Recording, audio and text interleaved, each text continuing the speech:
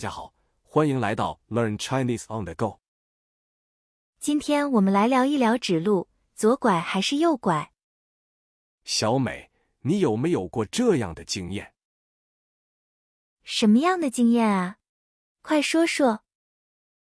我跟别人指路，他却越听越糊涂。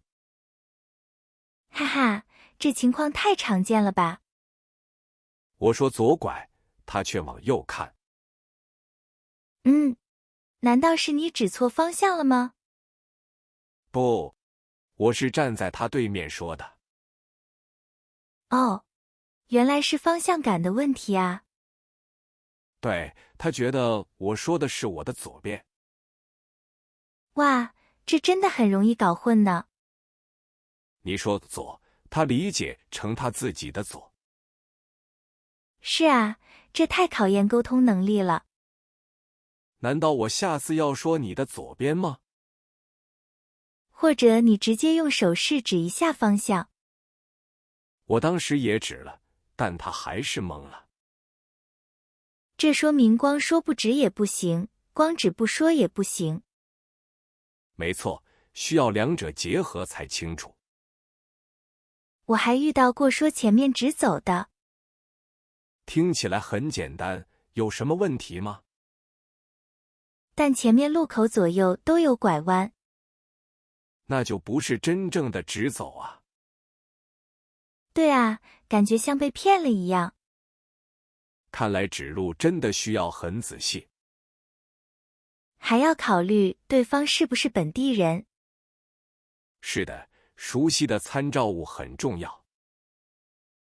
如果没有明显标志物怎么办？那就只能靠树路口或者红绿灯。有些人给方向还特别快。对，一口气说一大堆，记不住。像是背书一样，让人很紧张。我想知道，你喜欢简单指路吗？我觉得还是要具体一些才好。我也是，细节能让人安心。别只说往北走，我不知道北在哪。哈哈，方向感不好的人会哭的。尤其在陌生城市，更需要帮助。但有时候你问路，对方会说：“哦，就在那附近，不远。”没错，这简直等于没说啊！让人哭笑不得，是吧？对，太笼统了，没有一点用。我觉得他们是好心，但帮倒忙。可能是他们自己也说不清楚。那还是找个年轻人问比较好。年轻人更习惯用具体的词语，还能用手机地图帮你定位呢。这样我们就不容易迷路了。所以指路真的很有学问。下次指路我会更注意方法。希望大家都能指路指得清楚。是啊，可有时听的人也会懵。没错，如果语言不通就更糟。我就遇到过，对方一直说往前。往前这个词确实很模糊呢。走半天还发现是南辕北辙。哈哈哈，这感觉太糟糕了。我觉得直走就比往前清楚。对，直走更强调方向的确定性。还有过了这个路口左拐。这比不远真的好太多了。我还记得有次在老城区问路。哦，老城区路比较复杂吧？对，都是小巷子，弯弯绕绕的。那肯定得用周围参照物才行。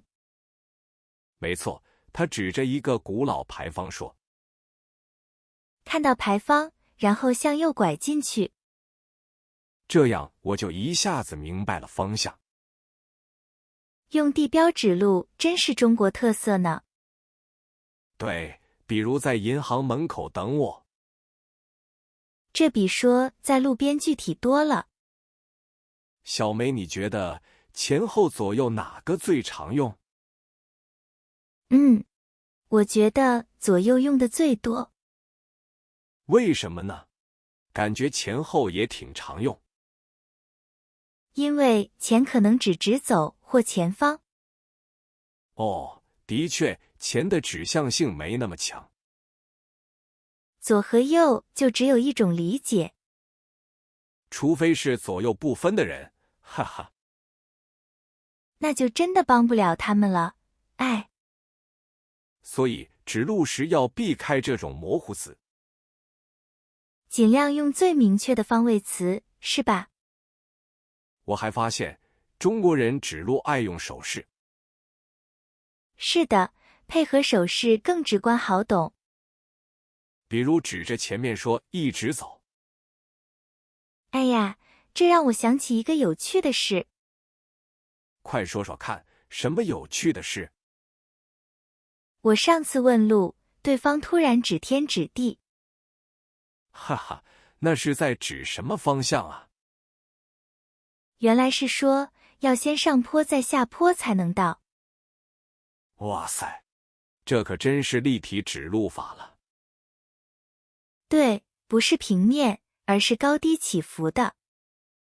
这种指路方式特别考验听力和对空间感的理解能力，哈哈。看来指路不仅仅是方向，还包括地形、建筑，甚至时间。时间，你是说大概5分钟就到？对，但这个5分钟可能不准哦。哈哈哈，中国人的时间概念。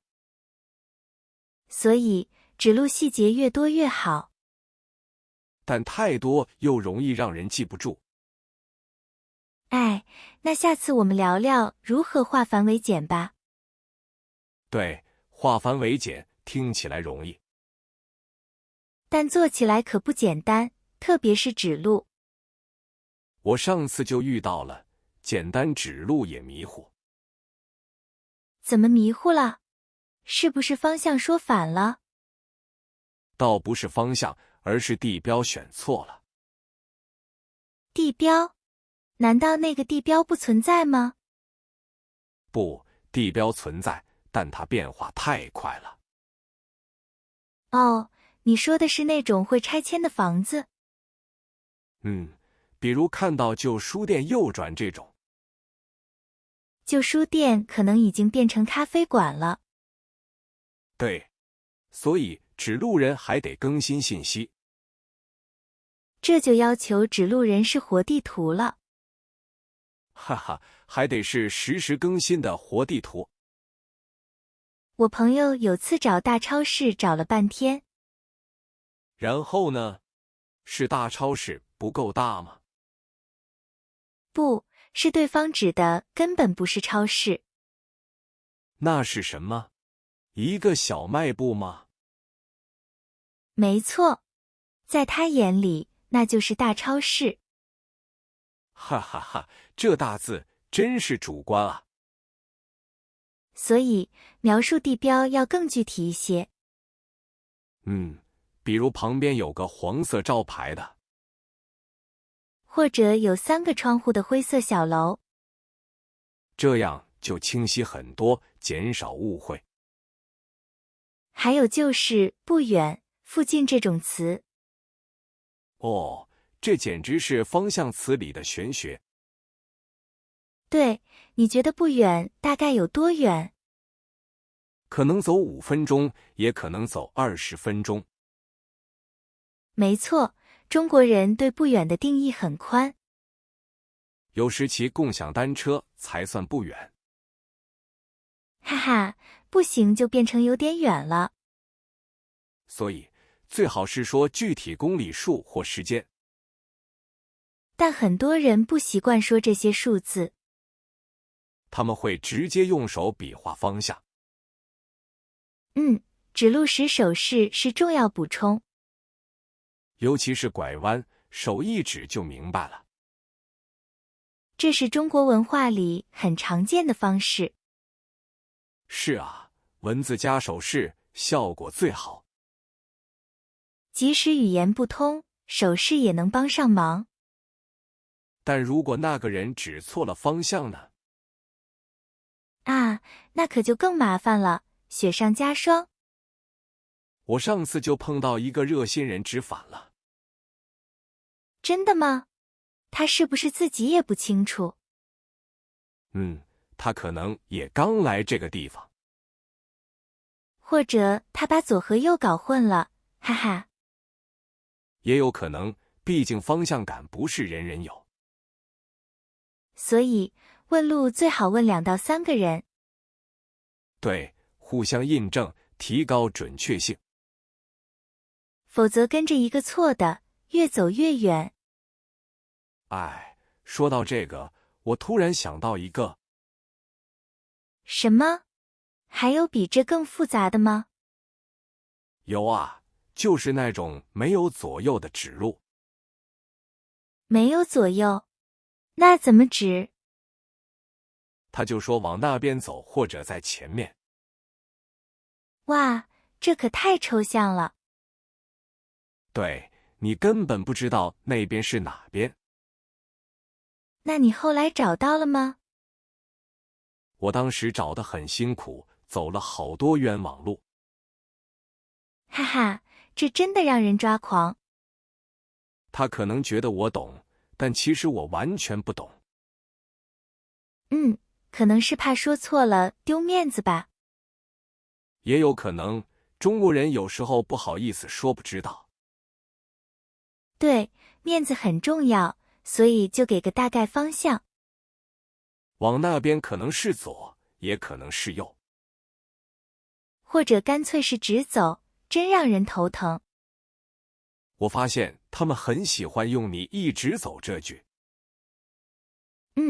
这句听起来很简单，但要走多远呢？就是走到哪里是个头，完全没概念。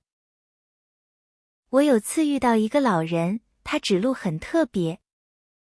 怎么个特别法？快说说。他说你走到那个有大树的地方就知道了。哇塞，用大树做地标，好有画面感。是啊，但要是晚上或者树没了呢？哈哈，那可就更迷茫了。而且他说的知道是你自己能找到。这需要很强的观察力和想象力啊。对，本地人可能一看就明白。但我们这些外地人就完全蒙圈。我发现很多人指路喜欢用周围的建筑。是的，比如看到银行在拐弯。这比左拐右拐多了一层判断。你觉得哪种方式更有效呢？我觉得还是要具体，结合路名和地标。如果对方只说了地标，我们该怎么做？最好再问问有没有明显的标志物。比如，那个大树旁边有什么吗？对，或者大概走多长时间呢？时间也是个很重要的参考。很多人指路时会忘记说距离，只是说不远就到了。结果走了20分钟还没到。哈哈，不远可能就是很远的意思。真的，他们的不远标准不一样。这就引出另一个问题了，关于远近。哦，还有什么关于远近的说法吗？有些地方会用一炷香的时间来表示。哇塞，这可就完全靠想象了。对，不同人感觉时间快慢也不同。那我们下次可以好好聊聊这个。远近的说法，文化差异也很大。还有交通方式，步行还是开车？哦，对，这个也很关键。尤其是给司机指路。和给行人指路完全不同。司机需要具体到车道。对，比如前方路口靠右，而不是简单说右拐。否则他可能拐到别的地方。我有次就差点错过出口。哎呀，这种经历我也有。司机说前面路口右转，结果有好几个右转的路。对，就看你经验足不足。记得有次我坐朋友的车，后来发生了什么呢？我指路说前面左转，结果呢？是不是拐错了？他直接开进了非机动车道。哈哈，这可太危险了。因为我没说第一条左拐。细节真的决定成败啊。还有方向感弱的人，对，他们更需要明确指引。比如看到便利店左拐，用地标比单纯方向好用。尤其是第一次去的地方。没错，这种方法很实用。在中国，很多地方指路会说往东走，往北去。但是不是人人都有方向感。是啊，我就完全分不清。所以左拐右拐更直观。说到这，我问你个。哦，有什么想问我的？像顺着这条路一直走。这句话听起来很简单，但一直走到底多远？这就又回到不远了。哈哈，永远的难题啊。还有个很有趣的现象。什么现象？快说说看。有些人即使不确定路线，他们也会给你指路吗？对，可能是不想让你失望。哇，那岂不是更麻烦？所以你得多问几个人。哦，这倒是真的经验之谈。这种好意有时会误事。没错，让人哭笑不得。说到这个，下次我们聊聊迷路后遇到的奇葩经历。哦，这个话题可太棒了。对啊，感觉会很有趣。我就遇到过一次特别的。快说说，是什么事情？我问路，对方指反了方向。啊？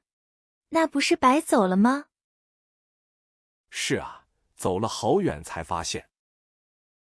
那感觉真是太无奈了。后来只好又问了另一个人。这就是多问的好处了。没错，不能只信一个人。我觉得指路也是门学问。确实需要说得清楚具体。对方向词语的理解也很重要。前、后、左、右，还有东、南、西、北，这些词用错就很容易迷路。是啊，听的人也要仔细听。特别是在不熟悉的地方。而且各地说法也会不同。比如往上走或往下走。有时是指坡度，有时指楼层。哈哈，这太容易搞混了。所以理解语境真的关键。对，语境决定了方向。这也提醒我们要多观察。问路时也要注意对方表情。如果他自己也不确定呢？那就要赶紧问下一个了。看来问路是个技术活儿。是啊，也是一种文化体验。我们可以从中学到很多，不仅仅是中文的词语哦，还有人与人之间的交流，以及中国人的好客之道。即使有时指错路也是好意。哈哈，这份善意我们要懂。确实，这正是文化的有趣。今天聊得真是太尽兴了。对啊，时间过得真快。今天我们聊了指路背后的文化，发现好意有时也会带来误会，但学会沟通真的很重要。那么听众朋友们，你们呢？你有没有独特的问路经验？或者指路秘籍可以分享？欢迎在评论区留言告诉我们。下次我们接着聊，当迷路时，那些让人难忘的特别体验。期待下次再和大家见面，再见。